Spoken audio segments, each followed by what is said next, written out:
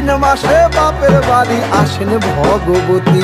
আশ্বিন মাসে বাপের বাড়ি আসেন ভগবতী। বলো গৌরী এলো দেখে জানো, গৌরী এলো দেখে জানো, গৌরী এলো দেখে জানো, গৌরী এলো দেখে জানো। ভবের ভবানী আমার ভবন করিল আলো। গৌরী এলো দেখে জানো, গৌরী এলো দেখে জানো।